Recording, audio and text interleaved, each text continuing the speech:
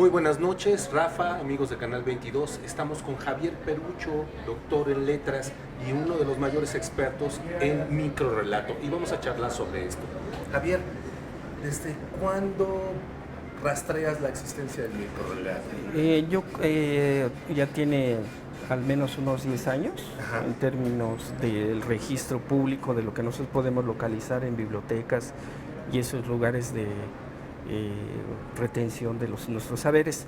Mi tesis de maestría fue en la UNAM y fue justamente el que tenemos aquí, claro, los el- audios de papel. Así es, el antecedente académico es ese, Ajá. allí se llamó por título Poéticas de la microficción.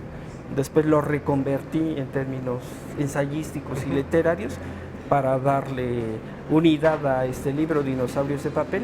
Claro. Entonces, desde ese momento lo Dices- podemos ubicar. Muy bien, dices que podríamos irnos hasta la China antigua para Sin duda encontrar alguna. un microrrelato. Así es, las civilizaciones antiguas, China, Mesopotamia,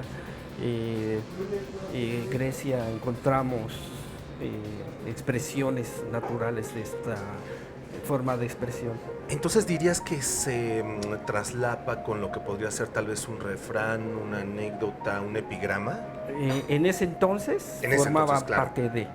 Ahora son tradiciones totalmente distintas. El refrán, la leyenda, el chiste, el apotegma son expresiones de una literatura popular, de una tradición oral.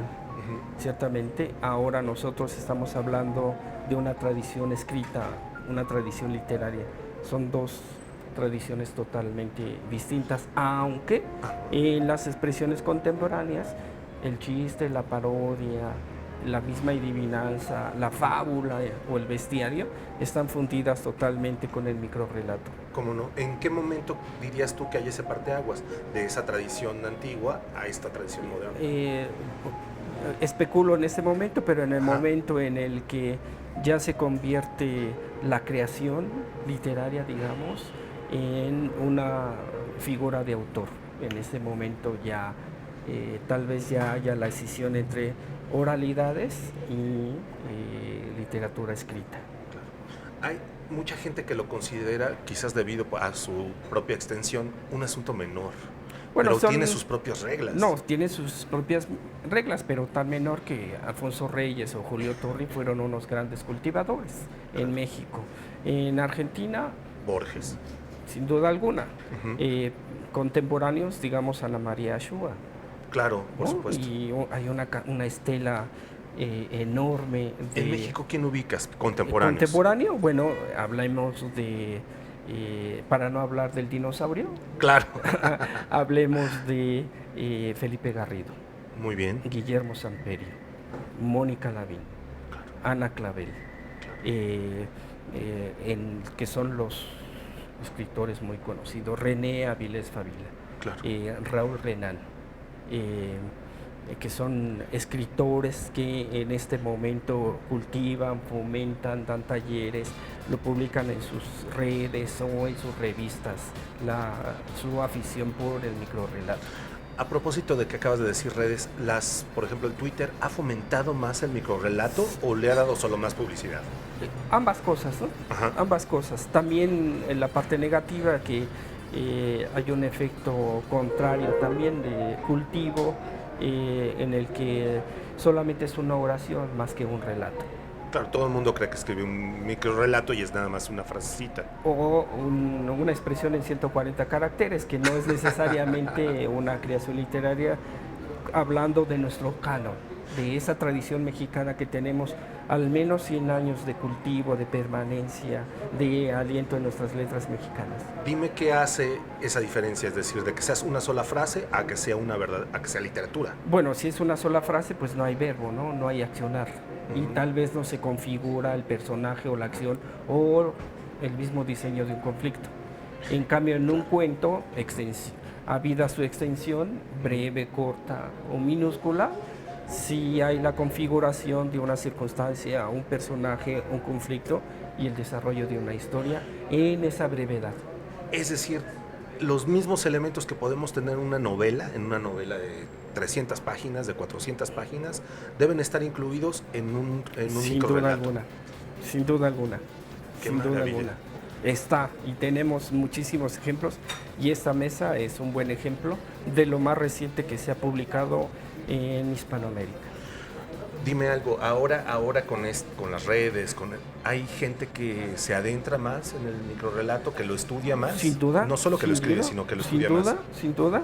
Nosotros no tenemos el caso, pero en Barcelona hay una librería, una biblioteca, perdón, especializada en microrrelato. Especializada. Tenemos 2 páginas de internet, 3 páginas. Una en Barcelona que se llama Documenta Mínima, Ajá. que se dedica a consensuar, censar y difundir todo lo que tiene que ver con haiku, aforismos, microrrelatos y todo lo relativo a las expresiones de la brevedad. Claro. En Barcelona y se llama Documenta Mínima. En Argentina, en Buenos Aires particularmente, hay una que se llama Internacional Micropoetística, que solamente expone, difunde, patrocina, alienta y difunde todas las formas artísticas que tienen que ver con la microficción. Porque en nosotros, América Latina claro. o en España. ¿Por qué nosotros no? ¿Por desdén?